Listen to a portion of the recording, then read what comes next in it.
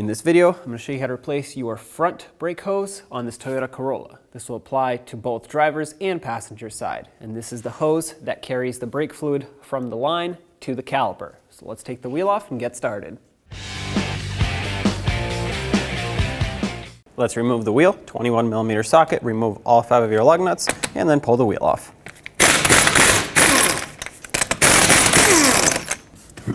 Take the wheel off. With the wheel off, you can see our brake hose. This is the caliper. It leads up and behind the strut, swoops around, and threads on to the steel line. Because these get rusty very often, I already sprayed them, but I'm going to spray it again with rust penetrant, and hopefully this will allow us to not break anything and to spin the fitting off of the hose, because a lot of times the line gets rusted onto the fitting and then you're spinning the line with it. So basically, I'm spraying this down, sprayed down this clip as well, because we actually have to pull this clip out. However, before we start, I'm going to show you a trick that will allow us to lose very little brake fluid. Let's take the cap off of this bleeder screw and then open it up. What that's going to do is it's going to allow us to slowly push the brake pedal down and hold it there. I like to use a pry bar. So with this, it'll allow the fluid to come out. And let's do this quick so we don't lose a lot of fluid. Now inside the vehicle, I use a pry bar, put it up against the brake pedal and up against the seat. Looks like we'll have to push the seat back. Push the brake pedal down slowly. If you go too fast, it'll shoot brake fluid out everywhere. So go slow, hold it there, and then bring the seat forward.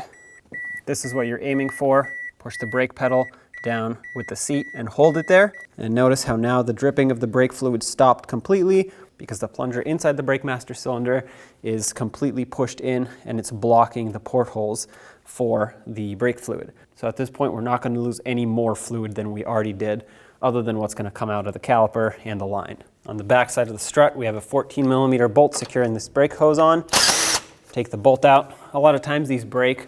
This one has anti-seize on it. We're going to put a little bit more when we put it back, because they get seized onto the strut here, but thankfully this strut is new, so someone has already recently taken this out. Now pull the brake hose out of here. My banjo bolt is an 11mm, but that's because I have a new caliper. If you have an original caliper, this will be a 12mm bolt. Break this free and take it all the way out. Inspect your banjo bolt as you take it out, because if it's not in good condition, you're going to want to buy a new one. You don't want to reinstall one that is in poor condition. And make sure that these copper washers come off of here, whether they're stuck on the hose or the caliper or even the banjo bolt. Take them off and put new ones on. Sometimes if they get really stuck like this, you can tap them off and they'll break free. There we go. My banjo bolt is in perfect condition. It's brand new actually, so of course I'm going to reuse this one. My caliper is good. I took both of the copper washers off. You can see this one is very grooved from being tightened on there, which is what you want, but the reason you don't want to reuse them is because these grooves are unlikely to seal up perfectly again. The last thing we have to remove is the line, or this fitting of the line from the hose. And I'm going to break that free first, because if I remove this clip, the hose will spin freely and I want it secured so I can put some leverage into breaking this free without everything moving around on me here. Okay. That broke free, and it looks like, if you can look closely, the line is not spinning. I mean, it's twisting a little bit, but that's normal, but it is not spinning when I spin this fitting, which is great. If your fitting is stuck on the line, but the line is in good condition still, and you want to save it, you can break it free a little bit. This line does have a little bit of give, so you can twist it, and then we'll take this clip off like I'm going to show you, and then pull this hose down and twist the hose off of the line instead of twisting the line off of the hose. So kind of backwards, but it's a good way to save the fitting on the line if you have to. I'm going to clean this off a little because there's a lot of sand buildup here, so I'm going to use brake parts cleaner, clean it off, and then reapply some rust penetrant. Cleaning that off will allow it to spin freely and will prevent any debris from getting inside the fitting or the line once this actually comes off. And now just spray this again with some clean rust penetrant so we can have this lubricated and allow it to slide off easily. There we go. Work it back and forth.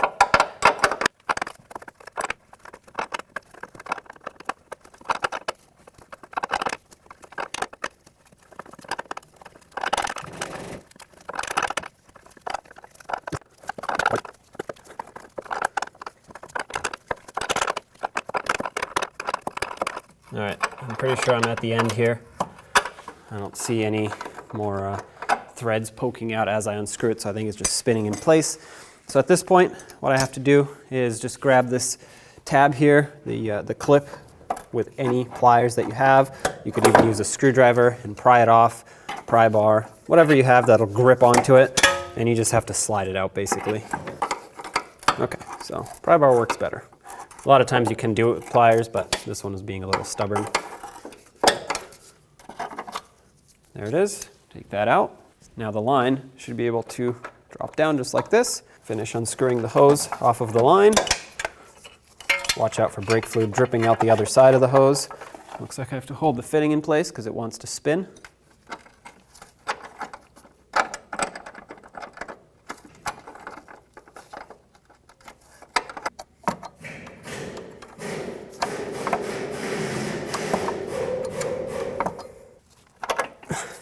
Okay, there we go. This is off now. Now we can grab this new hose, slide it over, make sure the fitting is clean, free of any debris. Mine's good to go. Also inspect the threads to make sure those are good. Mine are. I'm going to try and spin the hose to catch onto the threads of the fitting. Oh, there we go. Just caught on. So those are on. I need to hold the fitting with a wrench because I don't have enough strength in my fingers to pinch it to prevent it from spinning. It spins freely, but I just need a little bit more leverage, and we can bottom this out. Okay, so that's bottomed out right there.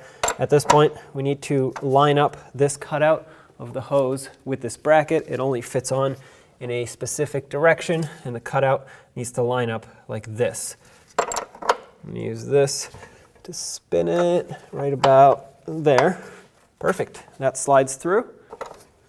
And as you push it, you want to put this clip in to lock it in place. You can slide it in a little bit by hand, but the rest of the way you're most likely going to need some type of a little hammer to lock it all the way in there. And then take your wrench, 10mm flare nut wrench, and tighten this up. Once it bottoms out, which is right about here, I'm going to go another quarter turn. There we go. Just enough to squeeze that down nice and tight. Get the flare on the end of the line sealed up. Run this brake hose behind the sway bar link and behind the strut. Take this mounting bolt and resecure the hose onto the strut. Snug it up. Now I want to take my banjo bolt, put one of the copper washers on it, then slide it through the brake hose. Make sure it's going the right way. This hook needs to hook into the caliper, so it needs to face towards the caliper, of course. And then put another copper washer on. You basically want to sandwich the hose in between the two washers. Then line this up. Start the banjo bolt in by hand. You do not want this to cross thread. If it does, you're going to need a new caliper and banjo bolt. As you press this in and thread the banjo bolt in, make sure this hook stays hooked into the caliper. It's important because that's what situates the hose at the proper angle. If it's not at this angle, it's going to be offset and, well, it's going to get pinched as you drive. That would not be safe. And now I'm going to take my wrench. Again, for you, this is going to be a 12mm if you still have the original one. For me, it's an 11. And this is bottomed out right here. I'm going to go about half a turn in total. This is going to, there we go. This is going to squeeze down on those washers and ensure a nice tight seal. And if you had any sort of drippage at this point, you'd want to clean it all off. It's important to do that because you want to know if there is a leak. Clean it off with brake parts cleaner. Now let's close the bleeder screw. Snug. Don't put the cap on because we're about to bleed the brakes, but you don't want this open when you release the brake pedal, otherwise air will get drawn in as opposed to drawing in fluid from up top because this can't pull anything through. Slowly release this pry bar. Now, let's perform a manual brake bleed, and that means leaving this bleeder screw open so that gravity can pull the fluid down into the caliper, fill it up, and push all the air out. And then once we have a steady trickle of fluid coming out of here with the gravity bleed, we'll do a manual brake bleed. And now with a steady trickle of fluid, close this off, snug it, and we'll move on to the manual brake bleed. To begin your manual brake bleed, make sure that your brake master cylinder is topped off with clean fluid. Then you're going to want to have a second person in the car pumping up the brake pedal as you open and close the bleeder screw. So after a few pumps, have them hold pressure on the brake pedal and open up the bleeder screw. At this point, air and fluid will come out. Once the pedal has reached the floor, close off the bleeder screw and have them pump up the brakes again. After 2 to 3 pumps, have them hold pressure on the brake pedal once again and open up the bleeder screw. Repeat this procedure until no more air comes out of the caliper and you have only clean fluid. Once you get to that point, close off the bleeder screw and top off the master cylinder with clean fluid to make sure it's full. Now let's put the wheel on. Put back all 5 of your lug nuts, bottom them out, and then torque them to 76 foot-pounds.